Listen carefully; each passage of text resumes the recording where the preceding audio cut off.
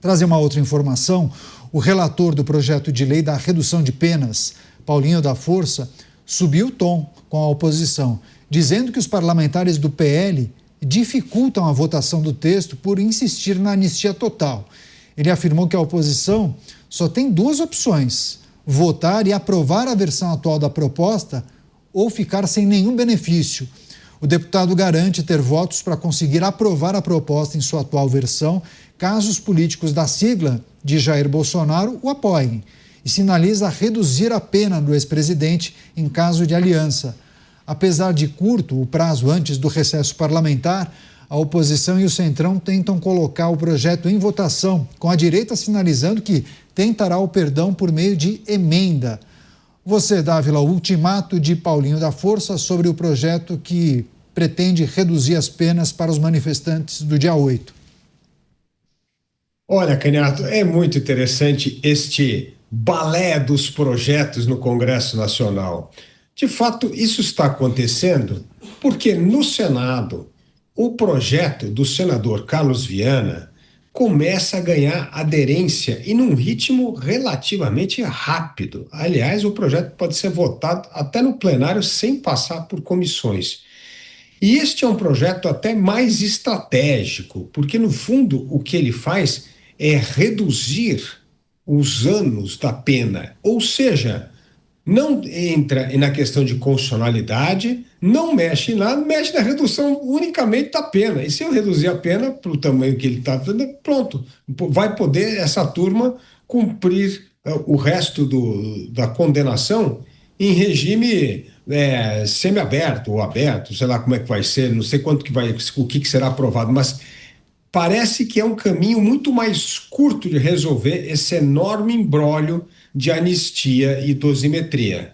Então, vamos ficar de olho agora, não no projeto da Câmara, do Paulinho da Força, mas no projeto do Senado. Parece que este projeto de Carlos Viana tem mais chance de ser aprovado e de não ser questionada a inconstitucionalidade, porque, no fundo, ele apenas reduz a pena.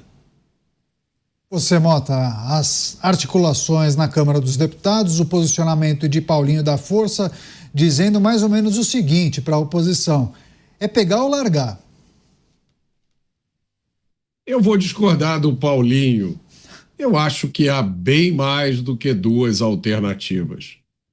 Parece que o senador Bolsonaro disse: não cabe uma dosimetria, uma redução de pena, quando a gente está falando de pessoas que não cometeram os crimes dos quais elas estão sendo acusadas. O senador foi de uma clareza ímpar nessa declaração. Esse é o centro da questão. Aceitar um projeto de dosimetria, que é um nome impróprio e enganoso, significa aceitar como normal atos do Estado que devem ser repudiados. A solução para a injustiça é justiça e não uma esmola legislativa.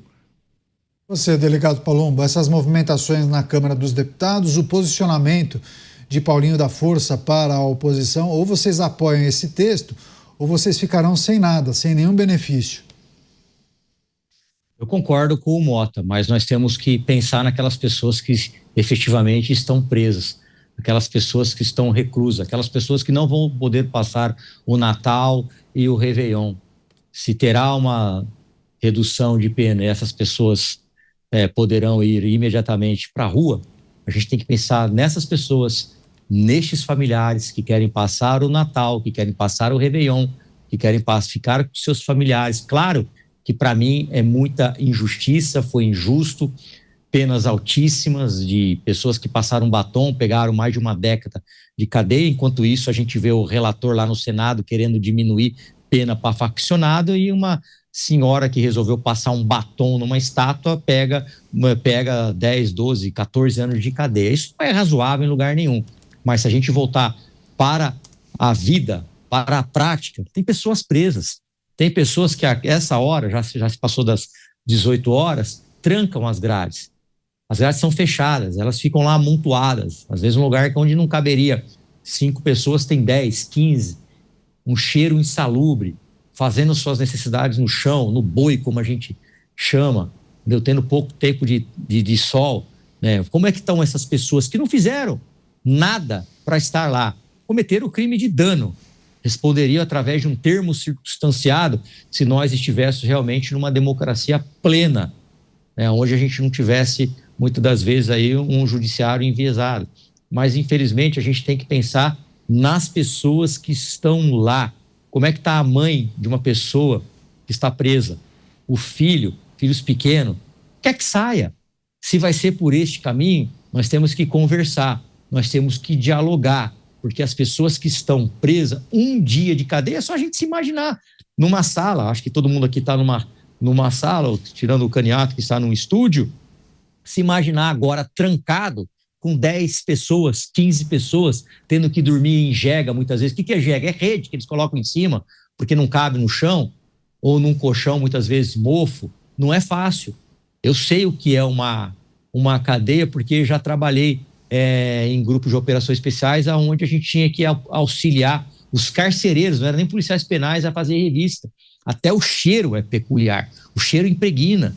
Então, pensando nessas pessoas, eu acho que a direita tem que dialogar para tirar o mais rápido possível essas pessoas que foram injustiçadas, concordo com isso, são injustiçadas, mas que elas saiam imediatamente da cadeia por uma injustiça do Estado. E se o caminho foi esse do diálogo para que essas pessoas saiam, eu sou favorável. É interessante essa análise do delegado Palumbo. Eu já escutei também algumas outras pessoas, viu, Dávila, que fazem essa reflexão sobre a necessidade de tirar as pessoas que participaram dos atos do dia 8 o quanto antes da cadeia, e que essa discussão sobre dosimetria, redução da pena ou PL da anistia, esse processo de articulação, negociação e sobre a confecção do texto, isso estaria atrasando o objetivo de tirar essas pessoas. E aí, como é que fica? Você acha que é possível desmembrar? Vamos tratar desse projeto somente aqueles que participaram dos atos do dia 8. A situação que envolve Jair Bolsonaro e aliados, a gente pode tratar em um outro texto. Enfim, como é que fica? Por isso que tem 2 projetos. Um que é a anistia e outro que é a dosimetria. A dosimetria é justamente esse feito para tirar as pessoas do 8 de janeiro da cadeia. Esse do Carlos Viana, esse abarca não só os manifestantes de 8 de janeiro, mas como tem a redução de pena, também vai impactar os demais envolvidos na suposta trama do golpe. Então, o ponto é que a gente já está discutindo esse projeto há muito tempo. E eu concordo aqui em gênero, número e grau com o delegado Palumbo. Nós precisamos aprovar rapidamente um projeto para tirar pessoas condenadas injustamente da cadeia e que elas possam voltar a ter vida normal. É um absurdo o que foi feito. Nenhum rito do Estado Democrático de Direito foi respeitado.